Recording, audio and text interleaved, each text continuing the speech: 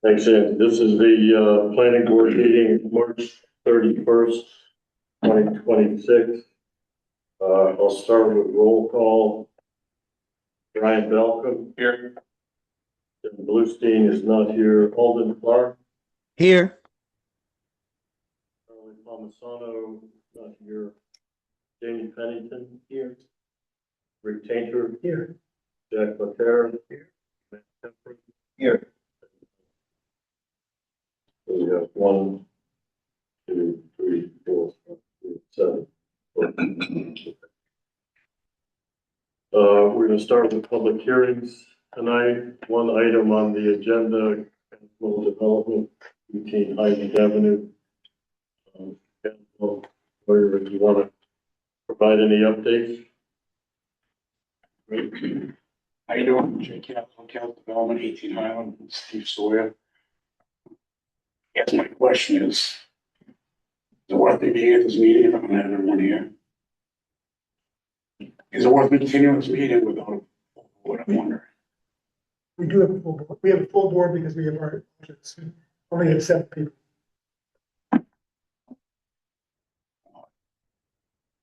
We're gonna get with the arborist, we'll go over a couple things. So you want to just clarify who we have voting on? Yeah. So now you know how many I'm gonna get. Yeah.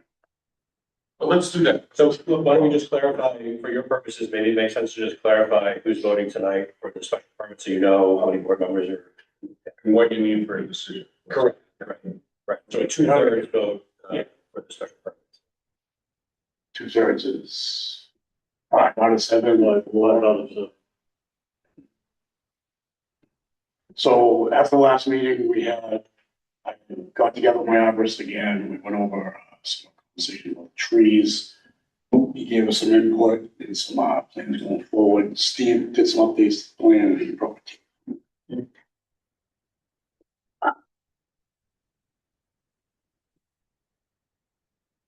Good evening, Steve Sawyer at Millennium. So, as part of the updates, what was asked, I guess, at the last meeting, we were looking for clarification of the no disturb zone around trees and such. And so what we did is we provided it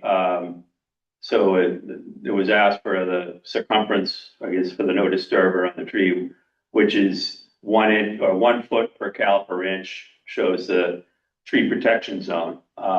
So that's shown in the plans, and also an area, the construction zone and limit of grading.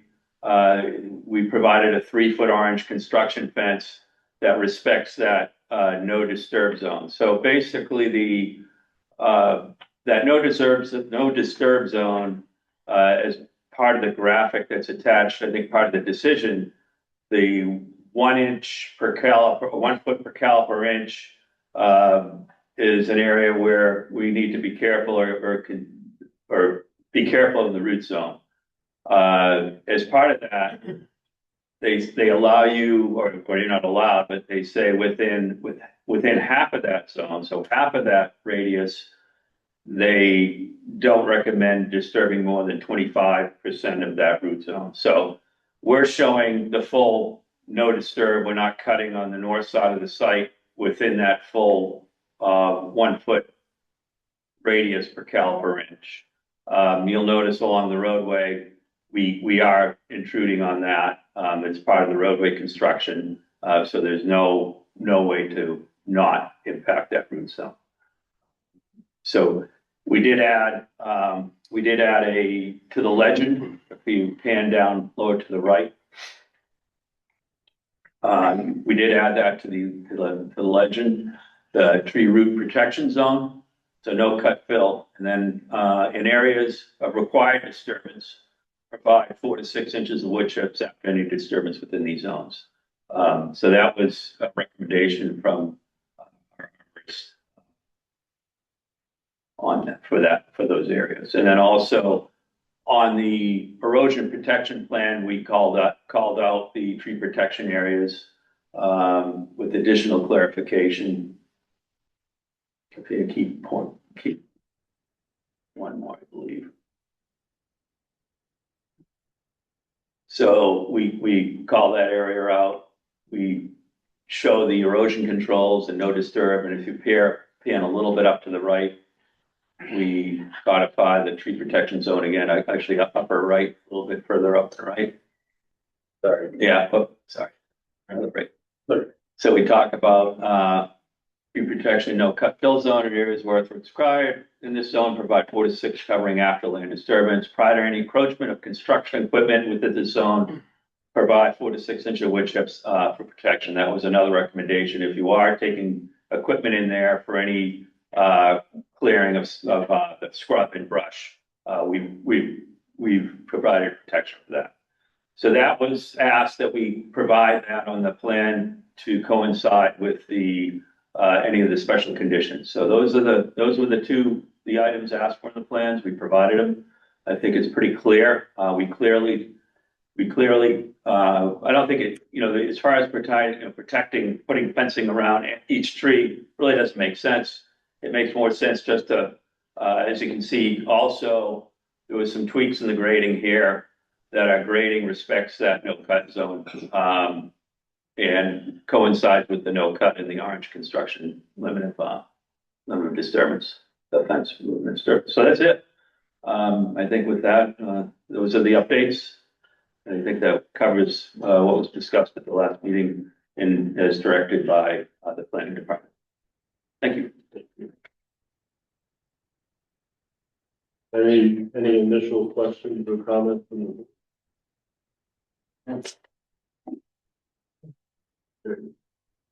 We'll open it up for public comment. Once again, we'll try to limit comments to 2 minutes. Just to try to keep things moving. You all have had the opportunity to comment multiple times over multiple meetings. We have listened, we have heard you. If you have new information, please feel free to come forward. But try to limit your comments to 2 minutes. I'll keep an eye on time. I'll raise my hand after 2 minutes and ask out of courtesy for the board and moving the meeting forward that you try to wrap up your statement as quickly as you can after 2 minutes. So if you'd like to make a comment.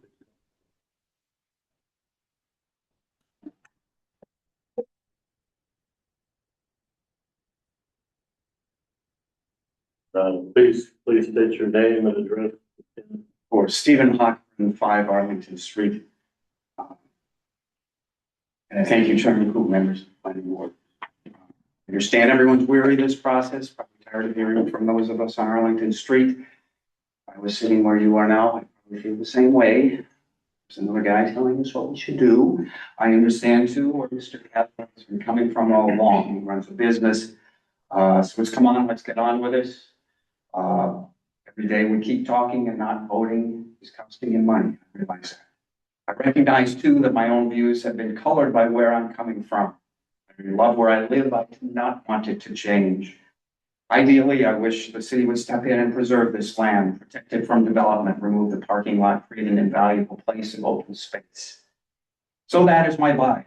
I admit that, and please know that I realize others are entitled to different, even opposing views. At our best here, we are collaborators, people coming together at a common table, trying to achieve the best outcome for all in light of often competing interests. And it does appear that if you look at the latest plans, that we may have arrived at just that. So thank you all. I thank the chair especially for his careful, balanced stewardship of this complicated process. And Rick Tainter for his hard questions, his close scrutiny of the project. And I thank the rest of the board too. Although if I may give you a little feedback, may I? At least is how I thought you. Given you said so little process, forgive me if I'm wrong, it made me think your minds were long ago made up in favor of this development. And then when you did speak at considerable length in the meeting 2 weeks ago, it seemed to underscore this assumption. A member of this board praised Mr. Caswell for his concessions as though he'd endured some unprecedented ordeal. And then Mr. Balcom, you said we've been repetitive. I understand we probably were But we felt at times we weren't being listened to. Nor does it still doesn't feel fair when our oft expressed, and I would say reasonable request for building footprints, which I know Chair, you had also requested. Some idea of massing these homes was apparently killed. But that said, I know we as abutters weren't perfect either, and I'm sure you have criticisms of us. Let me be clear, I don't want to hear them. Because I hope to never go through this again. It's been 2 minutes, thank you all. Move it right along. All along, I felt that this process would end well if everyone could feel that while they didn't get everything they wanted, that they were treated fairly. For a long time, I didn't think that we had been. It seems tonight that feeling has changed. But please let us not forget this is a big decision involving multiple constituents. Mr. Sawyer, you said you believed you've never been through such a long and protracted debate over a proposed project. Well, perhaps never before has a subdivision of this size been dropped into a neighborhood of mostly historic homes. Maybe people haven't been willing to fight. We have. But I will always feel proud of working alongside my wonderful neighbors, the bond we formed, and how we all came together, all of us in this room, to forge what I believe is a better project for all at 18 Highland Avenue. Thank you very much.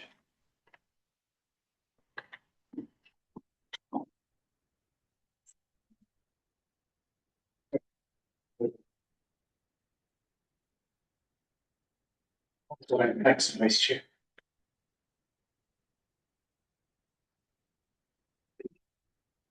That would make sense, right? Yeah, sure. Yeah, I can, Sorry. okay, Can I just recap it? yeah, okay.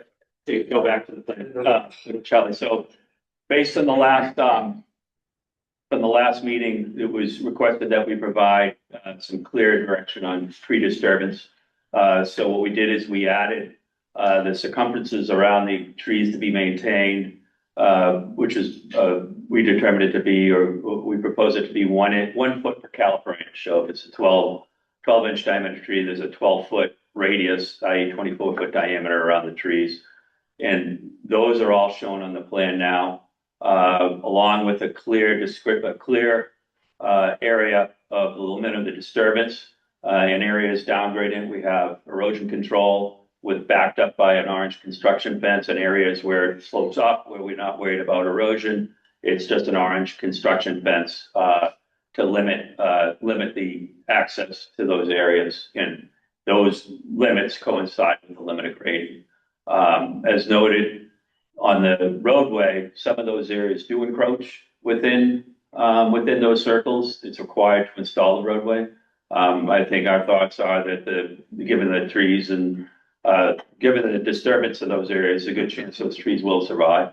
And then we did provide clear direction on the layout plan, included in the legend, the description of what those tree radiuses are and the impacts. And the only other thing was, if there are impacts in those areas, actually up above is a clear, yeah, right in this area. So this is on the layout plan, and also it's on the erosion and control plan and demo plan, which is important because that's the first plan referenced during construction. So we call it the tree root protection no cut fill zone. And then in areas earthwork is required, we do have some areas earthwork required in that area. 4 to 6 inches of wood chips after the land disturbance. That was a recommendation from the arborist. Then also in areas, if we go beyond into those areas, if we're bringing equipment in to do any brush clearing, prior to bringing the equipment in, provide 4 to 6 inches of wood cover protection on the roots for the machines driving in and out of that area. So that was the update in total from the last meeting. It was, I think, it was very important. I think an important item that the planning board had requested, and so we added that information to the plan. Thanks for the recap. Yep. Great. You have to do a roll call again, guys. No, you just note your Okay. position. Thanks. Let's continue with public comment. If you have comment, please come forward.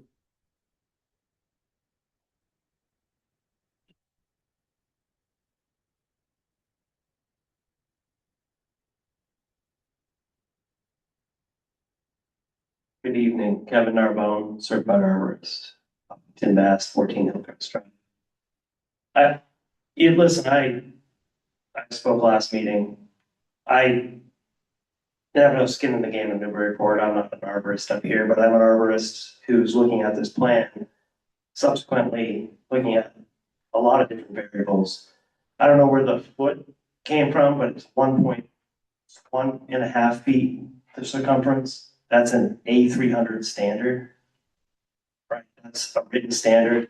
I can show Andrew what that standard is on a plan that I come up with. In my opinion, this is just circumstantial fact. Where's the notation? This is the tree inventory in New Massachusetts. Trees, critical root zones. I'm sorry, no, just for the board purposes, that's something you're referencing. Yes, Reference here. correct. That's an A300 standard, which is followed by most certified arborists. So I get development. My dad's a builder on the Cape. I totally understand it. This isn't about the development. This is about structural roots that could affect the tree below the soil. So I believe in development. I just want to make sure those trees don't come down and follow issue with some occupancy underneath it, whether it's a target, right? So targets are pedestrians, utilities, vehicles. So these standards are not my opinion. This is a standard through the A300. That's a arborist standard. So if you're a certified arborist, you follow these standards. We all have to speak the same love language, whether you're, a lawyer, etc. So Andrew, I would encourage the board to kind of read through what those standards are. This isn't just like throw, spitballs at the wall. Like, I want my kids when they're older to follow a standard, whatever field they're in. So I encourage the board to look at that. Again, it's not about my opinion. That's sort of the current standard in tree care. And so in representing Arlington Street, I want to make sure those trees don't come down and hurt somebody. Those are the facts. Thank you.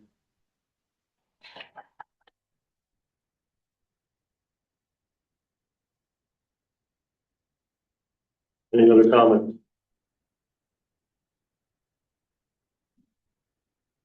We'll close public comment then. Move to deliberations. Mr. Sawyer, do you want to respond at all to the last comment?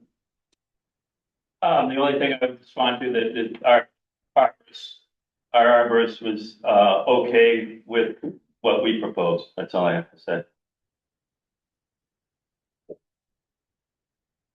And he is also certified.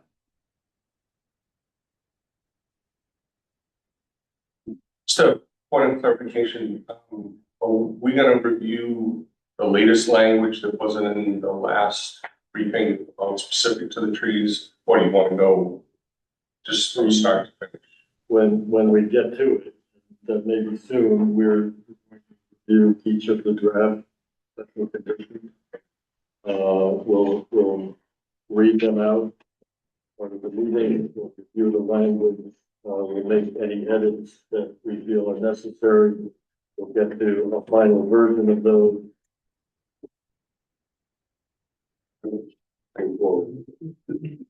Do you have any comments after reviewing that? I'm still reviewing this notation.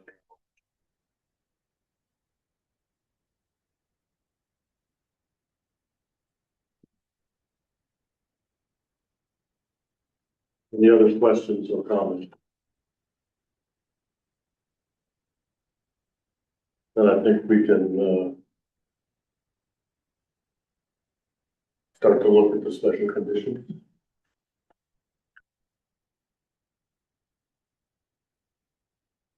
So for the meeting, there are two steps in this process. There's a special permit process related to the courts and lanes, and there's approval of the subdivision. There are special conditions that are in draft form right now. that we are going to deliberate on, as part of the meeting. We will read out each of the special conditions and make any adjustments, any edits that the board deems, we can start. Yeah, okay, you want to do it? Sure. So the draft special conditions. And these are organized by the, this phase of the development process. So the first one is A, to be completed prior to the start of construction. Number one, construction of court or lane. A covenant shall be entered into between the owner or developer, the city, in a form acceptable to the planning board, prohibiting the issuance of an occupancy permit until such time as the court or lane has been constructed in accordance with. So any comments on that from the board? No? Okay. Number two, 20 Highland Avenue access, paving, and easement. Prior to removing the existing access, the applicant shall provide new access to 20 Highland Avenue noted on the above reference plan, record an easement. Any comments? No? Okay, B, during construction. One, protection of private trees during construction. During construction, trees designated trees to be protected on the above reference plans shall be free from disturbance per the tree root protection zone diagram, the above reference plan.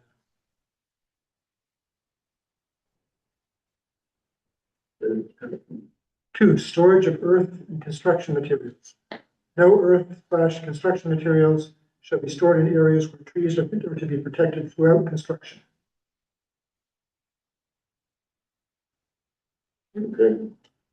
C, to be completed prior to the issuance of any occupancy permit. One, sidewalk construction. The applicant shall install a new continuous concrete sidewalk along the Highland Avenue frontage of the property and across the lane opening, transition panels to the existing sidewalk in accordance with specifications provided by the Department of Public Services.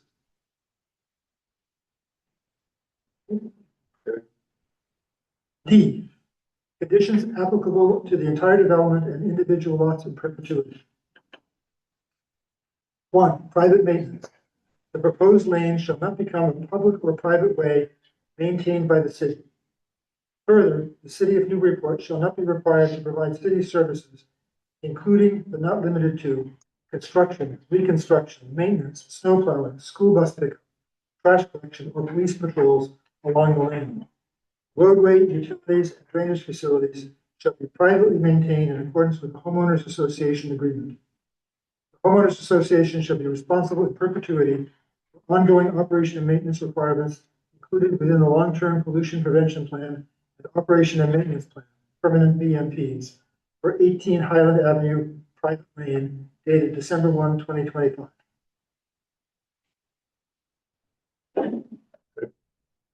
Okay, now this next one, I have proposed some changes to. Do you want me to read the original or? To me, it would make sense to go to the markup. if that Okay. makes sense.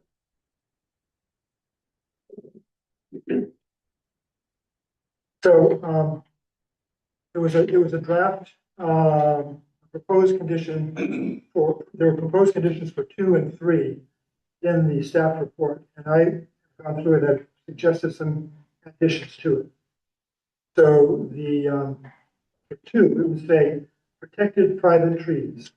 All trees indicated on the site layout plan as existing tree to be protected shall be preserved and protected. All protected trees shall be clearly marked in the field prior to the start of any site. A protected tree shall only be removed after a certified arborist determines that the tree is dead or dying. Further, the owner shall replace said tree for recommendation of a certified arborist with written notice from said arborist to the zoning administrator, who shall verify approval for said replacement in accordance with the written notice. And so I've proposed the insertion of 2 sentences. There's one included here, which is replacement trees shall be of a species that will grow to a similar size as the removed tree at maturity. The idea here is to not put dogwoods to replace maples, to have similar trees at maturity. And another one which is not listed on this draft, but offering for consideration, removed trees shall be replaced on a 1 inch DBH basis. If you had a 12-inch tree that you were taking down, then you'd replace it with a tree or trees totaling 6 inches. A protected tree shall only be pruned at the recommendation and supervision of a certified arborist. So we're actually suggesting that you're gonna be adding that language? Yes, so there's added language here.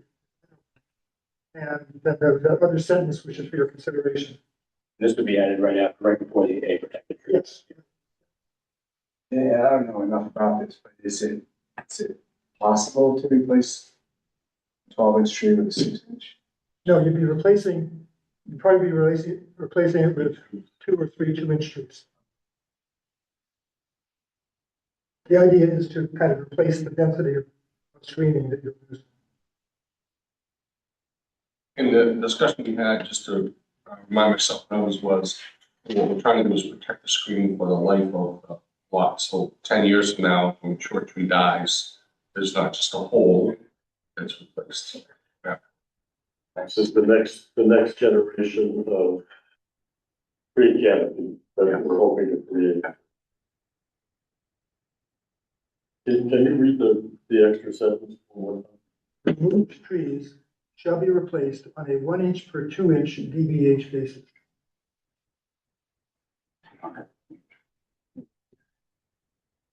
So any other comments? You would be okay with the revised?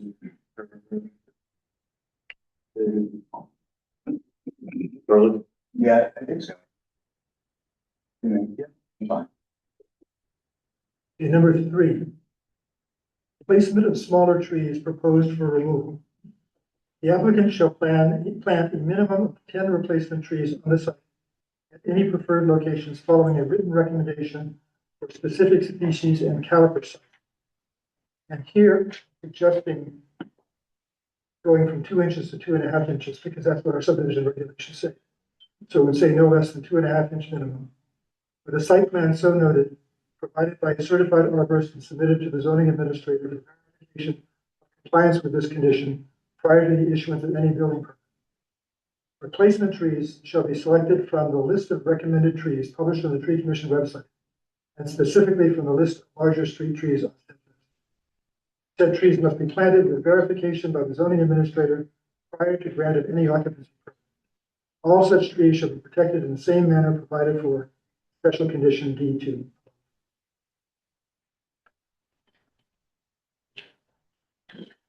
Any questions, comments? Okay, I guess one easy one. Does the zoning administrator just go out there upon request, or yeah, their waiting period? And Sorry, when you say waiver, typically the zoning administrator is monitoring the project itself, but then there's also certain times, depending on the nature of the work of the project, that the developer might be reaching out and saying, I'm ready for this, I need to even check for compliance. Yeah, so it's a combination of the zoning administrator moving on their own, but also depending on certain points of the inspection process.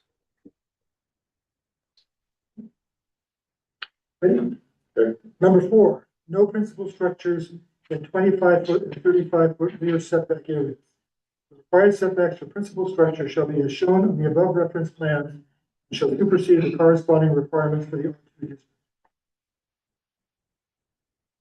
okay, 5, no accessory structures in 10-foot buffer zone. As indicated on the above reference plans, there should be no accessory structures permitted within the 10-foot buffer zone. 6, no parking in turnaround. There should be no parked cars in turnaround area to maintain proper fire department access. No parking sign shall be posted as indicated on the above reference plan to ensure the required access is maintained. I just want to say, I appreciate that you have this condition in there, because it's come up on a prior project, and it's very helpful to have. Thank you. That's it. does anyone have any additional special conditions that you would like to have?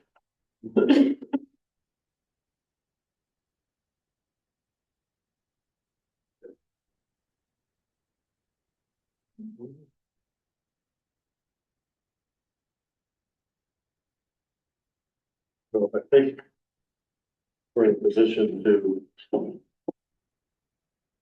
move ahead, actually with a vote.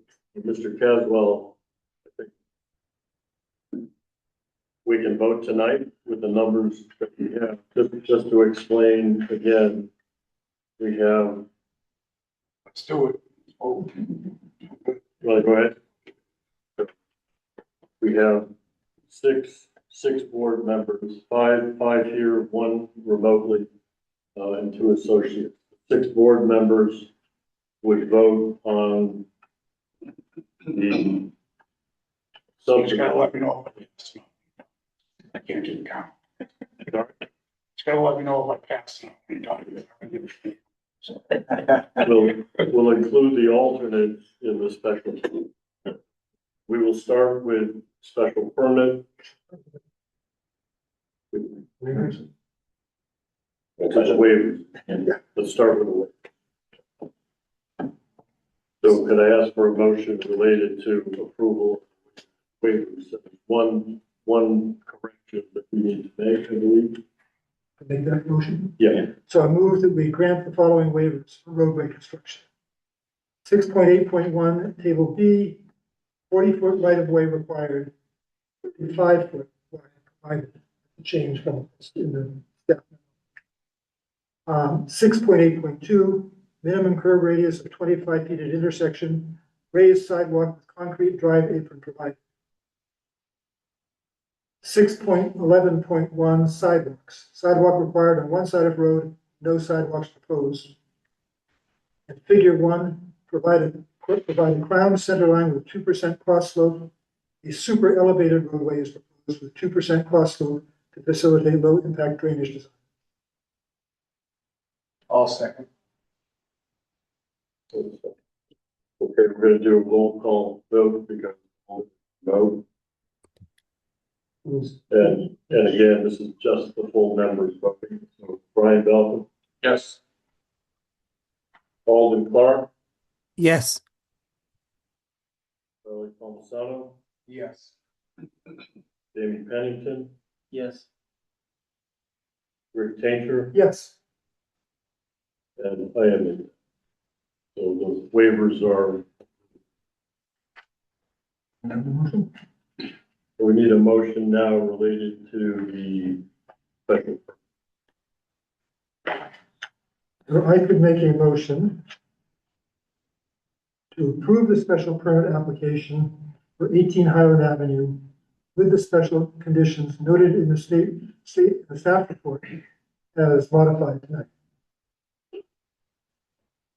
So second. A second. Second. Time to wait. I'm sorry, Brian is the second. Okay, and for the special permit, our associate members will also vote. So, Brian Belkin, Yes. Alden Clark, Yes. Charlie Palmisano, Yes. Jamie Pennington, Yes. Rick Tainter, Yes. Jack LaCare. Yes. Matt Heffron. Yes. I am also. Special permit is approved. So this one is only a majority vote, This is correct. and it's only the full members. Only the full member. Correct. It's lovely the legislature had to make it, inconsistent. Yeah. Okay. You're working on it. So I would make a motion to approve the definitive subdivision approval application for 18 Highland Avenue with the special conditions noted in the staff report as modified tonight. A second. Second, Brian. Roll call vote again, Brian Belkin, Yes. Alden Clark, Yes. Charlie Palmisano, Yes. Jamie Pennington, Yes. Rick Tainter, Yes. and subdivision plan is approved. Awesome. Really appreciate it, guys. Thank you very much. Thank you. Thank you. Thank you. Thank you. thank you to the abutters for all of the commentary along the way. It's been very helpful. It's helped us to push this forward. I think we've ended up with a plan that hopefully satisfies everyone in the project. So thank you again for your participation. Thank you. Thank you.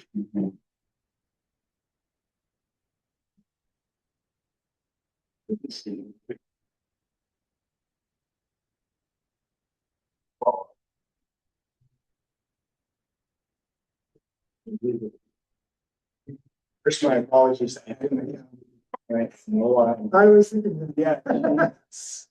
it's like the kind of thing, An unusual night. I'm 4 minutes away, maybe. get the radio going. A minor on the agenda, I don't know if you had a chance. I'm sorry. Jen Bluestein is currently the Community Preservation Committee representative. And she would like to step away from that role. So we need, volunteer. I think we have to decide tonight if you would, unless somebody really wants to do it. What is it? It might be, yeah, I was gonna say, it might be helpful for you to know what that is. I don't know if Kate has a Six days a week. Nice. You know, the morning time. I guess the question I would ask is just. That's a straight question. Technically speaking, it would only be for the whole members. I mean, I guess they didn't apply that. I think based because the alternates only exists essentially when the special. So I guess from a technical perspective, I don't know frankly over the years or where we encountered a situation which everybody question that, and I'm not sure that anybody really. Do they vote on anything? Is there any representation that we need? Yeah, sorry, just to be clear, I mean, what that entails actually, so, you're not necessarily representing this board per se, you're just a member of this board that is on that other board. And then it is an individual member of that board, you know, essentially what funding should be given each year for community preservation projects. So, if it helps at all to, one of you maybe be interested in this, it's actually a lighter lift, I would say, than other boards and commissions like this one, mainly because you have basically, I would say sometimes there's four, but usually 3 meetings at the beginning of the year where you're looking at the applications that are coming in. The community preservation committee, by the way, just finished this process. So you wouldn't have to really be doing this until essentially the next calendar year. But in terms of, we do periodically have some other meetings, but frankly, they're not crucial, and they usually have a sort of hiatus in between. It's usually that couple meetings right at the beginning, so like, February, March timeframe, January, February, March timeframe, sort of intense, 3 meetings in a couple weeks, ranking the projects, and you're out the other door. That goes off to the council. Council makes its decisions actually on the funding itself with the committee's recommendations. So you get to look at everything that's come in for proposals and they're on the website and so forth. And then, recommend to the council wherever that is. And then the council takes it from there. The only other meeting you really have during the year that's of any note really is at the end of the year, the committee has a public meeting just to get general public input. We don't usually get a lot of turnout for that because there's not a simulated discussion of any kind. I'm talking, it's not a presentation per se, but it's to get general input outside the context of the applications coming in the early part of the year. So again, the burden here with this one is actually, the good part is you get to talk about funding things, and it's all good news for the most part because you're recommending things to be there and good to be done, and you're not telling people no or debating, stuff like that. So much. And then the other thing is, it's a light lift in terms of meetings, in a given year. It's only a couple really that it down. So up to you, of course. We're happy to kind of, pick up from there. So nothing is, even though we need to replace Jen's representative, in fact, nothing's gonna happen probably until January. Really, until January of next year. I mean, you're certainly welcome to. I mean, you come to the meeting before we have the fall. It's required that we have a public meeting once a year to do that sort of thing. But frankly, it is no big deal, really. And because the really part that matters the most is that beginning part of the year. We have just those 3 meetings maybe where look at the applications, on a couple of nights, and then the third meeting is the one where you're actually ranking them. So whoever gets appointed is gonna forget about it in 9 months. And we're gonna They're gonna be surprised. Yeah. Just put it in the back of your head because basically eventually months later, Kayla will be sending an email to you and you'll be saying, oh, did I join that? Sweet moment. Yeah, but again, this could be next year, for all practical purposes, that's when you would be needed to, do voting this. I'm volunteering for it. I'm actually quite curious about it. I think you'd be good. I mean. It's getting excited. Unless someone else really wants to. I've been curious, generally curious about. I want Charles, really.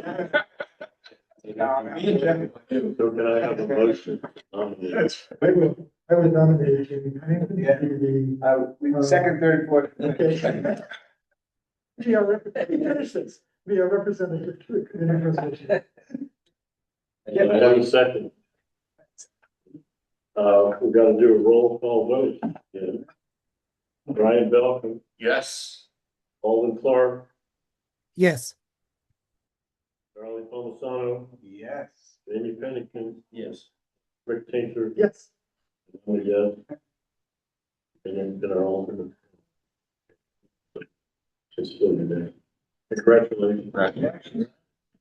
I appreciate it. We did, yeah, accept the stage, please.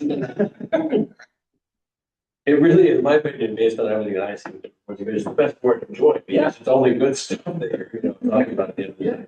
Somebody gets disappointed if we don't. I noticed that That's true, but most often, most people are getting, most of the funding each year can be, given based on the order of magnitude of project. So you're not, it's not like you're disproportionate in the position of saying, everybody. Yeah.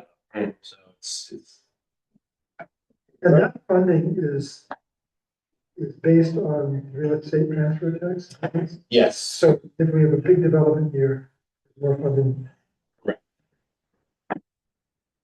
Yeah, I don't know, at some point, I imagine there'll be, some other adjustment made to how that's financed or another, at some point, because of some other circumstances, or when money's coming in, the state level, there'll be some debate about that, there'll be some adjustment, but yes. Just out of curiosity, did you guys get a chance to talk about what you and I talked about, Bob? As to how the meetings may be conducted in the future, revising a little bit. We haven't talked. We haven't talked.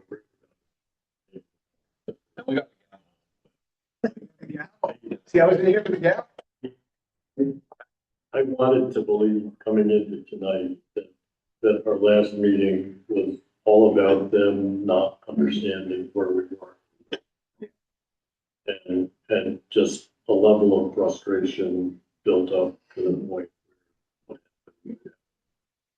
And I was very surprised that tonight played out the way it did. I thought there would be a lot of detailed questions about the special conditions, but the first speaker that I think we have arrived at what is a reasonable compromise.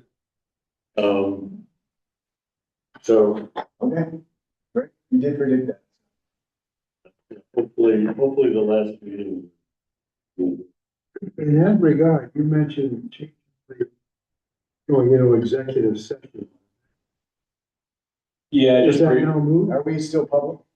Yeah, sorry, generally speaking, if I could, it's largely moot. I don't know that there's a basis for there at the moment, and I don't know if it's necessary, but generally speaking, yes, I would say it's kind of moot, right? I kind of elaborate on that, I think, but it's. Yeah. Well, so. Go ahead, go ahead. Maybe. Yeah. I was reading at the very last meeting, just, I think we can say this publicly, that if there is some sort of situation, say we're being threatened, or something gets out of hand, you can immediately call, you can stop the meeting and call executive session right then. So, now, with respect to having a reason to have an executive session, I believe you have to publicize. Yeah, I think no dispute here, just having also consulted with legal counsel, I'm comfortable with what I said just a moment ago. So, yes, I understand exactly what you're getting at. However, in this particular context, based on the, the March 18th meeting, I still stand by what I said here, which I think we're good for now. Yeah. You for one. No, I'm fine with that. But I do understand the point you're making. Yeah. There is a point in meeting Yeah. where it's reasonable to say, look, this is, we address this. And can we talk a little bit? It's up to you if you want to talk about it in session versus, No, but I just feel as though Bob and I talked about this, that honestly for our own protection, if somebody is threatening they've used the word litigation, right, a few times. You know, I think we have to decide, do we preempt that by saying that we have the right to stop a meeting in the event we feel threatened in any way? Because, you know, it was rude, you know, and but the guy was staring me down and so I let it go.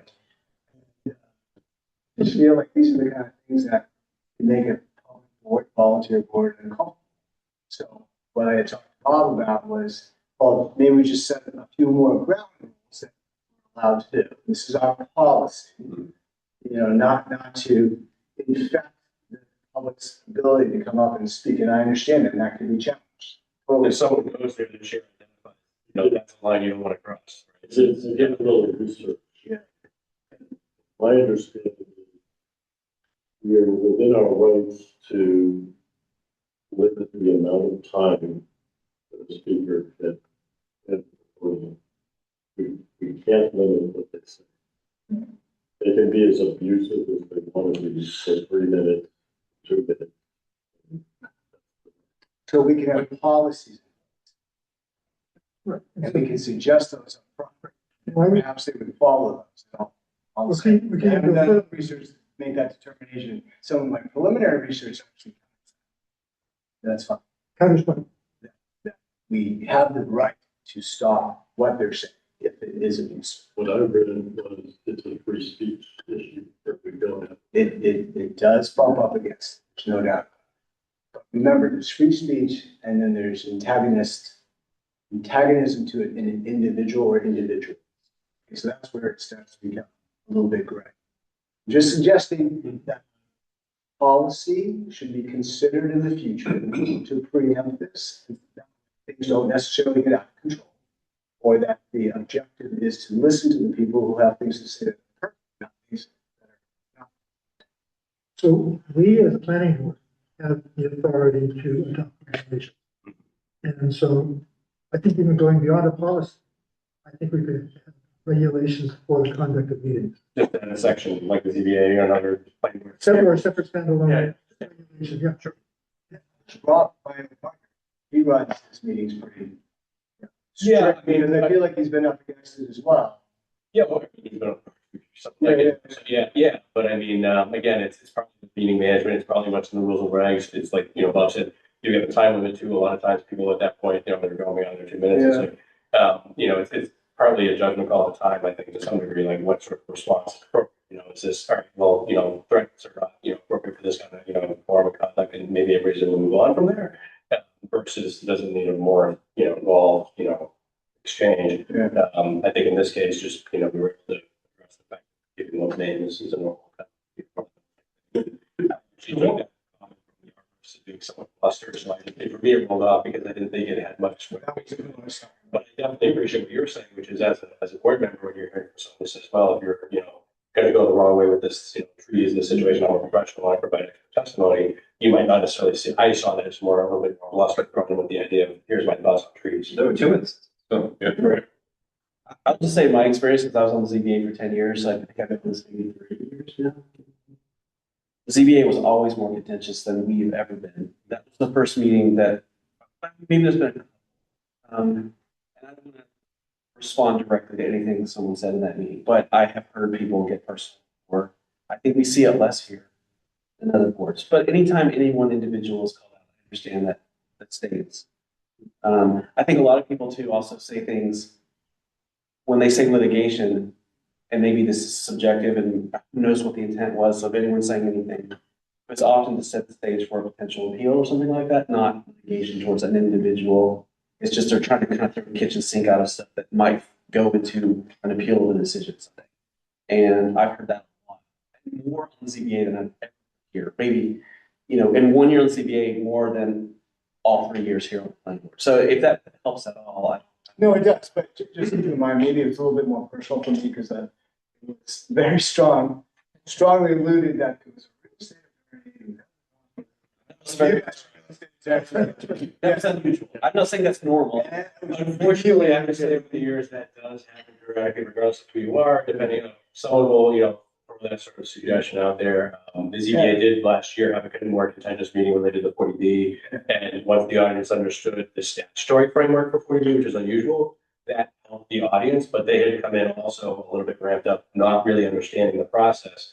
Once they understood the process, because the chair and the attorney and I were sort of explaining a little bit better, then the room was a little bit more settled, at least because they understood how things were working, but. The one, One more thing on that. Now, what's our indemnification policy for the city, first board members? Are we insulated from lawsuits? Well, I'm not the attorney, but the way I understand, but the way I understand it is if you're doing something that's reasonably within your capacity and reasonably considered in lodging rules, like some sort of excess basis, the city's insurance and the coverage should generally be covered that. If you're doing something that's completely off the rails, it might be a question, I think, as to whether or not you're doing something that's completely, your responsibilities. So I shouldn't get in a brawl or anything? develop it in a different way. The one point I want to make, I didn't follow what we were talking about when you were talking about that. I had a little bit of a different reaction. My reaction was, I shared with Bob and I think Andy was, so you have this arborist that shows up and he's not a member of the community. He identifies himself as an arborist from Hopkinton and, he starts saying things. And then he kind of goes on a little bit exaggerated. It's fine, free speech and all that stuff. But I look at it like, one, he spoke once, but then he's walking around. And then he comes over again, and he's more aggressive the second time. What I'd say is you had your 2 minutes. We don't know who you are. And I don't see us it's hard to take weight from something where he has no vested interest other than maybe his brother who was sitting in the Yeah, somebody on Arlington Street asked him. Yeah, exactly. So it's like I couldn't go to Newburyport and just walk in and start talking about what I didn't like. So there's maybe no protection from it, but maybe from a policy standpoint, if you don't identify yourself and you just say whatever you say, I'm from Hopkinton and I'm a real smart guy, he can say it. He gets 2 minutes. He doesn't get another 2 minutes. And then we just don't give it any weight. Your question is what's the knowledge and context? Exactly. Like he gives you that thing. Okay, fine. I can go pull pieces of paper and give them out, but it doesn't bind us. Is the way I hear what you're saying, and I don't disagree with it at all, but I think that the 2 minute rule is something you got to kind of play with on a meeting by meeting basis. There's 40 people out there lined up ready to speak. It's 2 minutes and you got, if there are 6 people and there's a lot of angst built up over decisions, and if somebody's circumspect and they have something else to say, I'm okay with that within reason. you're just crazy. So you're just starting to say, you had your 2 minutes. No. That's not the point I'm making. What I'm saying is when the gentleman came up and talked about 1980 and the drainage, it was interesting. I would listen to him for 10 minutes, right? He was trying to make a point. We're not going to rush him. We're a community, right? He's got something on his mind. I'm just saying you can use it as if the guy's leaning over and telling us about dropping trees on children's heads, I'm good. Right? We have better use of the wood stuff. Meeting by meeting basis, And then he came back up and had that same conversation again about the drainage. I say I agree with both of your points. I've seen this issue and it's, multiple boards over the years and so forth. And I think both arguments have validity, right? So I think, definitely there's that need for that line. At the same time, generally speaking, there are situations on a regular basis where the chair has to kind of adapt to the context of the meeting, sometimes giving 3 minutes to the group of there's like 3 people will comment. Not a big deal, right? It's fair. So I think you both. I was interested to see what would happen tonight. Raise my hand after 2 minutes, It worked. Yeah. I want to use the gavel. We were excited to use the gavel. He gave it to me. 2 weeks later, I was gonna use it. He's gonna use it. Yes. Oh, board members. No, I appreciate it. We're still in it. Yeah. What? Bringing it to light. Making a point that you're. I don't want you guys either. Yeah. We're kind of a team, right? Absolutely. We're not against the community, to Brian's point. Certainly. The paycheck I get from you guys is just crushing. Yeah. So I think the other point too, and we make it's you explain, here's what we're going to do, and then everyone doesn't feel that angst. Even like, we got new information, I think that helps people from waiting, like, when do I say something, or what am I supposed to say? And, you know, a lot of people don't like public speaking, Yeah, so they're gonna do what they do. that's a good point too. I mean, Rob, one of the things they do, like Rob, check out who's the chair of the ZBA, and this is not to be death, every chair should be, doing it, appropriately for board commission and so forth, but in some cases, he's accused of being too long-winded, but he gives a good introduction at the beginning of the meeting, sort of how the meeting flows and runs, and I think you've done that as well, It's good for the chair to lay that out because it does prevent some of that anxiety about like, am I gonna be able to comment on this? If the presentation happens and it's questions of the board, some people don't realize that, and if you've explained that beforehand, then they don't get us all anxious about it, feeling like the board's gonna go right into the decision making there. Well, this is Bob's board, so he said this with him on the phone. I respect you and the board, but it's your flavor of how you want to run it. It was Rich before, he was brutal. And now we got you, soft. But you said it resonates like, for me, you go 5 meetings and we're still talking about the same screening. So we've adopted the screening concept. We're not gonna go toe to toe with what it is. We're not, we're here for our help. Maybe I should have listened to all of that a little bit more carefully and explained to them where what we were in the process, what the process looked like, because I think because they kept saying the same thing, it was because they felt it had been addressed. Yeah. Like we, And in my mind, it had been addressed because the site plan layout, the lot sizes, the setbacks, and we were waiting for the zoning amendment. And that then would determine what trees we were talking about. Then we could start to get, maybe should. I said my piece, thank you. One other note for me, I don't know if any of you have been down Lime Street or not, the gym is half gone. So, Yeah. Started serious demolition. Boy, it's gonna be a big change. Really, for a couple weeks, now it's gonna be it's very good. Yeah. Anything else? I guess things that may be worth noting, one is the Avenue stuff, so the group's meeting on Thursday morning, I know Bob won't be able to be there, unfortunately, but he'll be able to pass on some stuff. So, I'm gonna try to, my calendar, but 75%, I'll let you know. okay. Oh, by the way, I can also, if it makes it any easier, I didn't, because David was coming in person, I was hopeful obviously for the first discussion with us, but, I can also make that a hybrid thing, so that makes it easier to just patch in the room with us. Yeah, That would be better. Yeah. Just if I did a piece of it. Yes. Yeah, I'll just send that on edit, yeah. And that will be recorded. Sorry? That will be recorded, kept on the website. Those are working group meetings, generally speaking, so I mean, we don't normally have a habit of like recording that, sort of daytime working group kind of thing, but, I guess there's some desire for it to, treat it that way, we certainly can, but we were sort of adding that extra. And you had asked for, I guess the intention was though to circle back before the next meeting and have a recap, so I think that was the way that the other board was sort of catch up with that, your concern. It was, we were, I and other committee, subcommittee members are, chime in at the next meeting, here's what we've got to do, Same thing with the city council, conversations with their planning development committee gets an update to their report. so you had asked for examples and so forth. So maybe back in February, I shared with you a big folder. Do you still have that? Yes, I can pull up the prior link if you, if that's what you want me to use for. Rather than send you a bunch of those. Yeah, that's good. Great, thank you. It says you some stuff too, but. Yeah, and I can, if you think there's anything that gets subdivision relevant or versus just go back and pull up the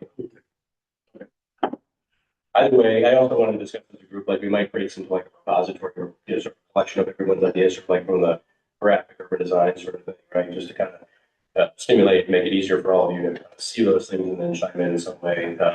We can sort that out as a group, but in addition to everything, we kind of bring it to the meeting, we should kind of see that.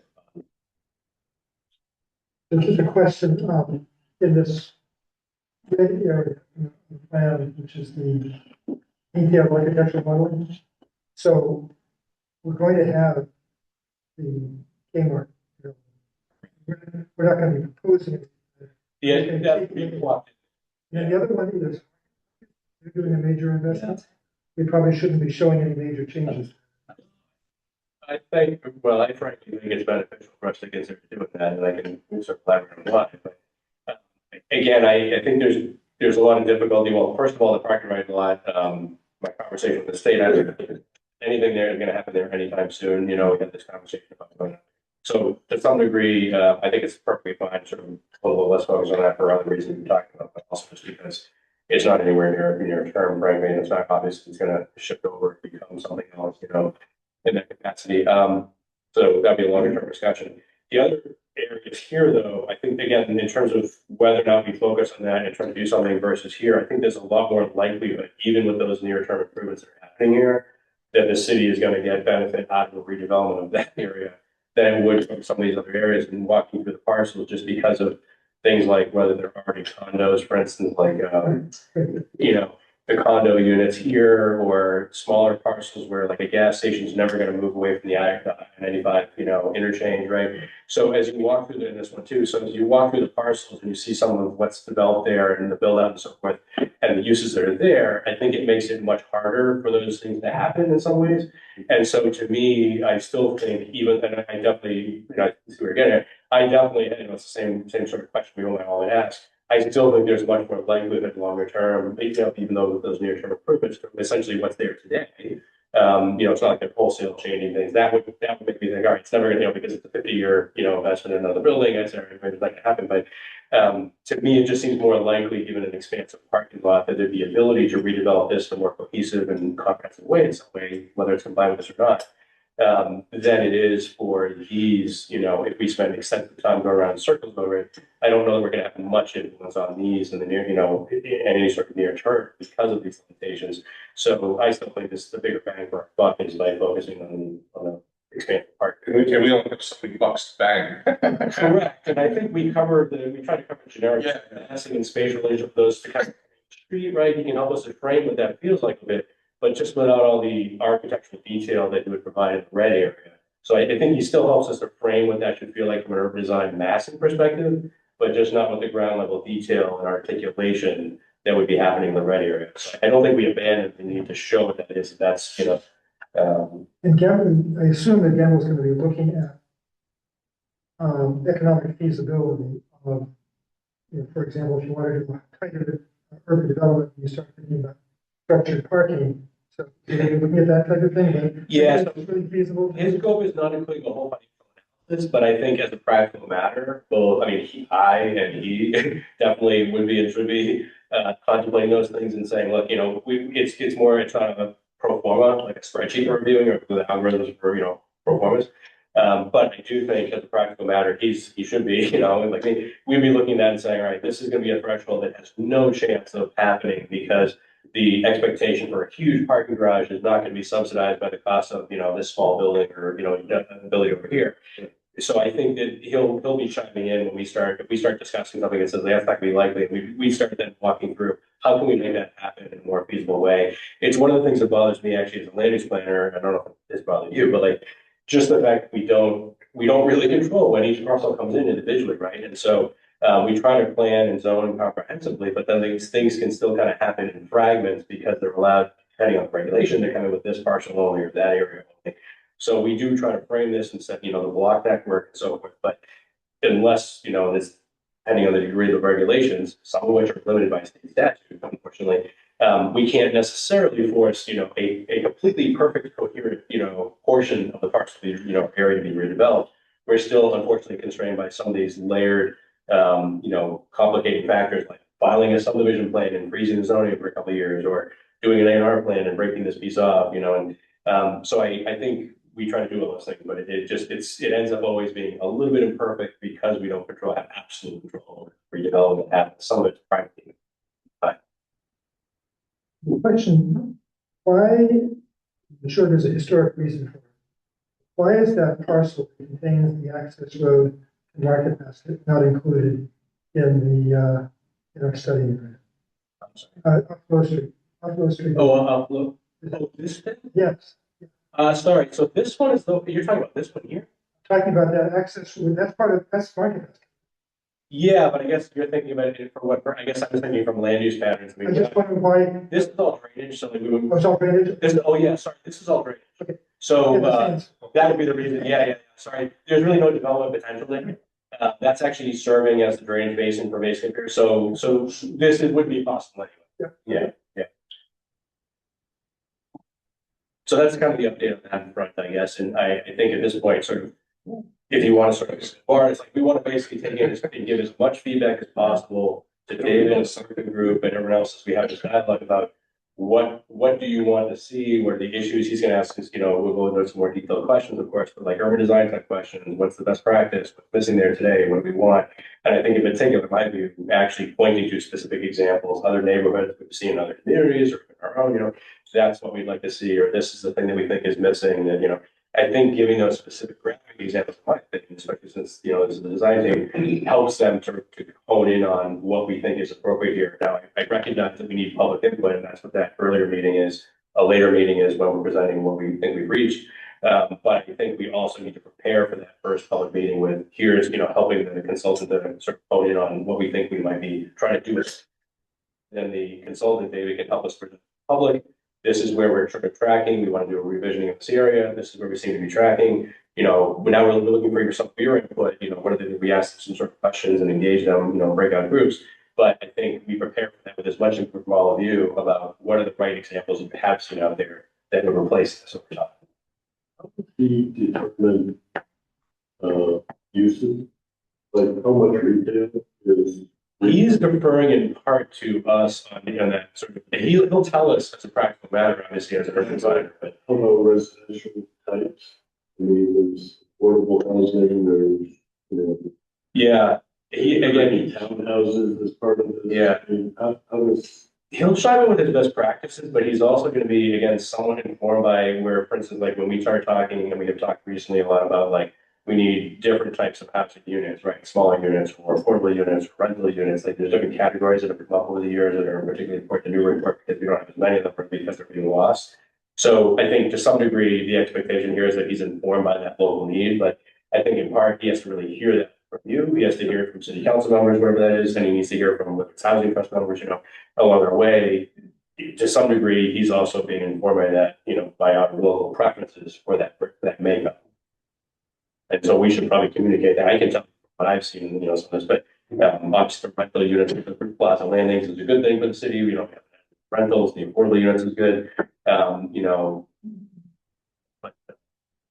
I'm assuming the cemeteries are permanent.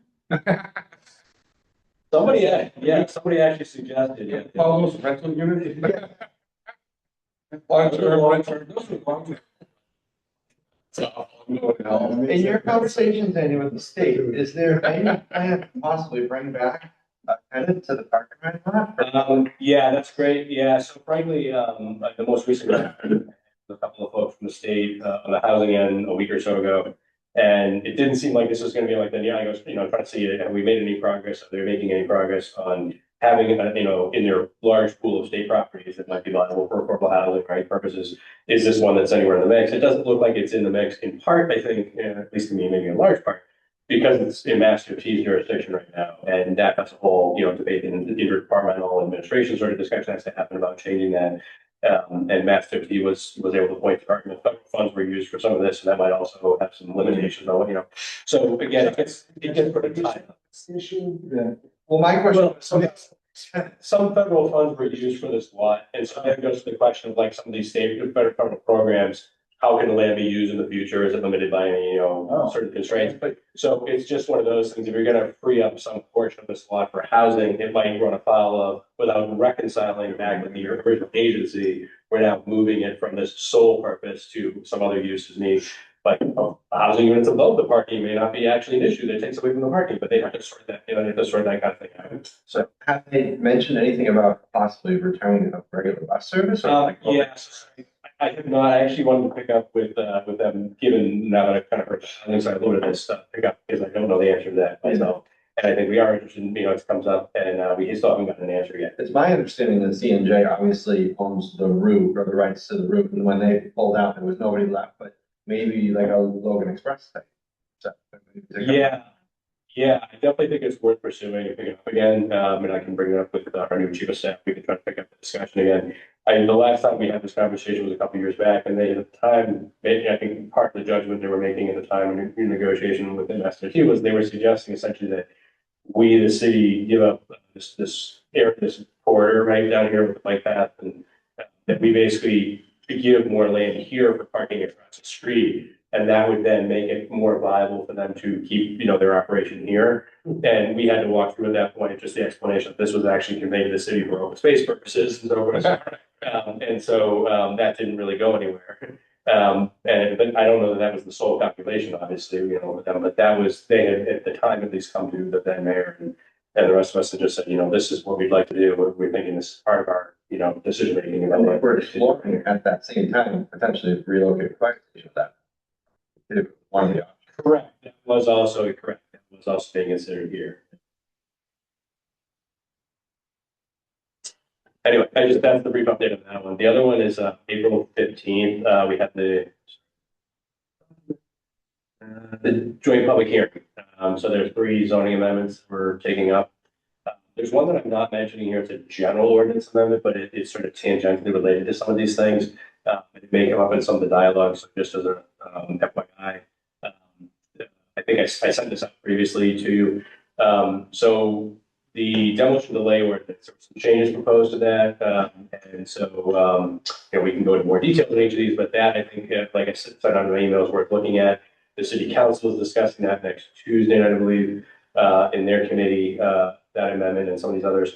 And they'll also be, for these zoning ones, these 3 ones listed here, they'll be joining you for the joint public hearing on the 15th. And so the first one in zoning is the downtown overlay district, and that is to clarify in the local zoning that the intention was to, on our listing of historic structures, treat both contributing and ones that are listed as minor contributing as contributing and, sort of historically significant buildings for that purpose, that ordinance essentially, meaning there's the demolition of that structure is itself something subject to this board's review, essentially. Whereas the original language as it is today actually puts in quotation marks contributing. And if you look at the inventory, is an entirely different category, minor contributing. So there was actually, and just so you understand the context, it actually would relate to a property. You guys is 9 Center Street. The question came up, and so the question there was, does this thing classify? It was an appeal actually, but the ZBA arguing that even though the ordinance has contributing in quotation marks, not minor contributing or something like that. That the argument was that the zoning administrator had it wrong and that the minor contributing was also qualified for the purpose of this ordinance. So that essentially is, was sent to the ZBA, and simultaneously, the person who made the appeal was also city councilor, proposed a zoning amendment to address this issue by clarifying in the ordinance that the intention here, at least going forward, is to make minor contributing for that. So was that, I was looking at that plan, did that plan go to the ZBA before coming to us or not? You said mention something to the ZBA just in. No, actually, what happened was it was the zoning administrative determination that was appealed. And so we're kind of like at a standing, the appeal itself. So Jennifer determined the nature of planning board review and the fact that the historic commission, right, gives you an advisory report in the downtown overlay district.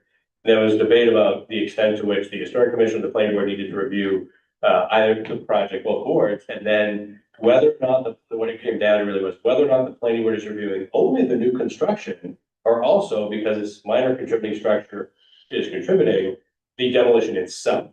And so the debate has to be resolved with the ZBA, right? Clearly and definitively the ordinance by just saying minor contributing is, for that purpose. And then it's, from there going forward, we've already talked with the applicant. The assumption there is that, for our purposes anyway, we're presuming that the ordinance amendment will be adopted. So the applicant is preparing accordingly with the presumption that minor contributing would be treated as my understanding. That's how they're approaching it, because I think there's more of a statistical likelihood that the amendment passed. This is like the data. And just as a first observation, parking layout is really sketchy for that project. Yeah. Well, again, it's on the future conditions you'd be looking at. So Well, maybe the fact too much volume. Yeah, and so again, you'll have that, to some degree, your review of that, yeah. So, I saw the poll hearing yesterday. Yes. For the- For me. Okay, yeah. So that implies that Nico is thinking of moving. That's my question. I was not able to get a clear timeline from Lou, and I thought maybe 2 weeks back. The commissioner was also talking with him simultaneously or thereabouts. I don't have an answer on that yet, but my last discussion, my understanding was gonna be this fall, essentially, might be the starting. However, when I most recently talked, it was a little bit more wishy-washy on that. So I picked up that, said like, when we asked the question, the obvious question has been, a couple of years ago, we approved this thing, and so I will circle back with him and ask again. I guess I'm asking every couple of weeks now, checking in, but I don't have an answer on that one. But yes, I think it's promising, the fact that they're coordinating utilities with National Grid. For that poll, that definitely is a good sign, in my opinion. So I hope that if I call him back and just check in, he'll say, yes, we're re-engaging. Yes, I agree. No, I wasn't able to get the definitive answer directly from the developer, but the developer's rep, one of the members of the developer's team, I think it was on the Zoom call. Alex. Yeah, so, yeah, Alex. So hopefully that will be picking up, and I can give you an update once I know on that, if it is in fact showing the ground this fall. Or it's not this spring, which might, be better. But, the next zoning amendment is pre-existing non-conforming structures, in essence, giving some guidance primarily to ZBA that if you have a pre-existing non-conforming structure use and you want to expand that thing, in essence saying, please, as ZBA, consider the extent of expansion and whether that's going to harm some of our little a affordable units. They're not deed restricted, but they're smaller, they're, two family, as opposed to a large single family, things like that. So in essence, this might be modified, any of these things might be modified, particularly the second two, as we discussed in committee, you and the city council. But the second one here, I think, is largely about sort of giving the ZBA an extra, particular focus, keep in mind when we make a decision about expansions. And that has been more for their board, that has been a more sensitive issue recently in a couple of different neighborhoods where there's been, large expansion of a smaller home and in a street that has all smaller homes. So it's been a couple of different factors, whether it's folks who are concerned about size and scale or folks who are concerned about affordable housing. I think here the primary focus for some of the councils about this affordable housing, crisis and trying to preserve smaller units and possible. And the last one is, somewhat in the same vein, I think. We can discuss any details, obviously, when we get to the hearing. But the other one here is adding some dimensional requirements like floor area ratio and outside the common district, which does already have a provision for that, the overlay. But also to adjust some of the dimensional requirements. So you'll want to look at that dimensional table and just kind of see do you agree or disagree. Do you think there's any unintended consequences and what those things are? We'll talk with the zoning administrator and we'll get input from everybody about what they think they're achieving and what are the things we might want to do while we're tinkering around with that section of anything, whether we want to toggle one or the other. There's certainly some development builder interest in these provisions here just because they affect which things are permitted one way or another, which things might be easier. Well, I sent some comments to Mary and Beth about this. Yes. Have you seen those? I did, thank you. Yeah, thank you. I have not been able myself. I wanted to kind of take that into account before giving my feedback, because I had, for instance, on the pre-existing, this number two, the pre-existing non-conforming, I had my own thoughts, which were at least one of the points was somewhat parallel with one of yours. And so I wanted to also, to me, I actually was thinking about writing it a little bit differently, but I also was thinking about putting it somewhere else in ordinance, in terms of replacement.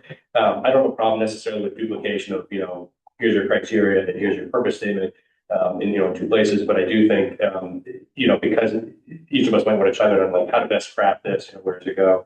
So I wanted to reconcile and not. I wanted to take yours into account before commenting. Whereas before that, I was about to kind of give my own thoughts. So yes, and then you might also have other thoughts on the last one too. That's what I said. Oh. I sent it the last one. I sent it. Yeah. So you haven't seen that? That I have not seen. Okay, I'll forward it to I you. haven't seen that one. You sent the one of the pre-existing. I did. I sent Yeah. that. So I need to see the second. I'll send you. Thank you. Yeah. So yeah, again, April 15th, and we'll probably get an update presentation from the councilors on their ordinances, and then any updates that they might give about if they made any modifications or tweaks to them. Any more discussion of residential zoning and Other than this, R2 zoning, all of the things that we talked about here, appropriation dimensional requirement. Well, I think, yeah, I mean, councils are the ones that sort of choose which things to sponsor and when, and there has been discussion about, to what degree are things proposed immediately as sort of short-term measures versus a more involved discussion, and then doing something more comprehensively in different areas of the zoning, or the zoning map. To my understanding, these are things were seen as being timely, but I think, particularly the second one, the third one, I should say, dimensional stuff, I think that does dovetail with that to some degree, and I was assuming, or that's part of the reason why, frankly, the advertisement here, is written a little bit as broadly as we can to, we have to clarify the scope of the amendment, right? We're not listing the entire pages and pages of amendments, but we have to summarize the substance of it, but this is also advertised to make it clear that we might also tinker with some of the other dimensional requirements that aren't specifically noted in there when they're, that's obvious that we're gonna be in that section. So it makes it clear to the audience and the public that while you're in the table, you might also be looking at other reasons for adjusting those. So. Okay, Thank you. minutes we're delaying until the next week. Okay, Quick question, there's a meeting on Thursday night about ADUs. Is that something that that's just information for homeowners, is that something that we might be? Sorry to mention that because I just said so many things. in my mind. So yes, there's a forum, and it's at the City Hall auditorium. And it is a couple folks involved in presenting it, some city councilors as well.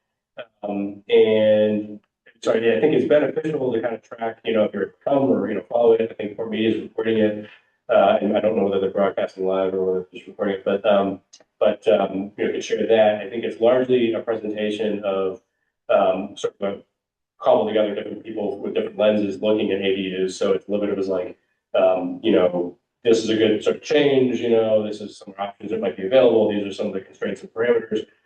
Here's how the zoning, generally works and some of the history that we're leading up to now. And then there's sort of the builder, realtor sort of side of like, if you want to, take the next steps kind of thing. So it's more of like a sort of public awareness of this new housing option that people may not have enough information about generally. Want to see, is it something that's even reasonably feasible on my lot? Or do I, have a general idea of how it works? They can kind of glean that from this. And so I'm, bringing Jennifer's, our zoning commissioner's handout of, quick facts for you to use because people keep coming in all the time, some general questions. So the presentation kind of briefly covers the general things you should all know. If you're looking to do an ADU, things you should know you have to comply with or be able to, keep in mind. And then kind of take that home and circle back. So it's not a city meeting. It's a group that is sort of a group that has a particular interest that is reserved City Hall auditorium for this, and it happens to include two city councilors. I believe is it seven? Seven, yes. Seven.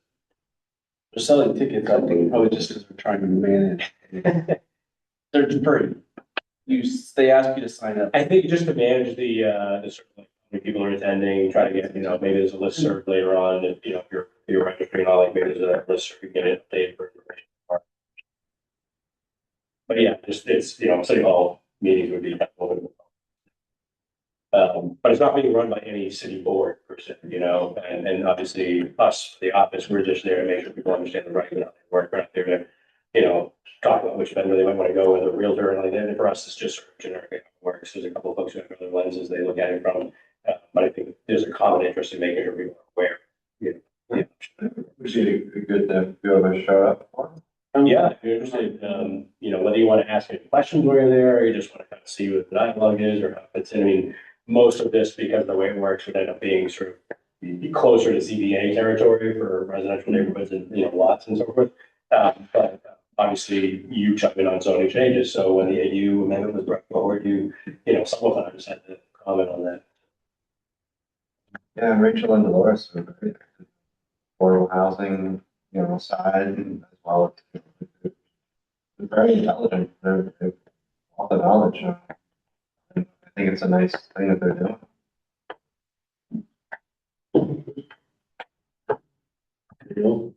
Motion to adjourn. So, One and two. We gotta do a roll call. Brian? Yes. Alden? Yes. Charlie? Yes. David? Yes. Rick? Yes. Jack McCare. Yes. Almost good. Jamie just wallowing in his newly appointed position. Yeah, you know. It's gonna be hard to deal with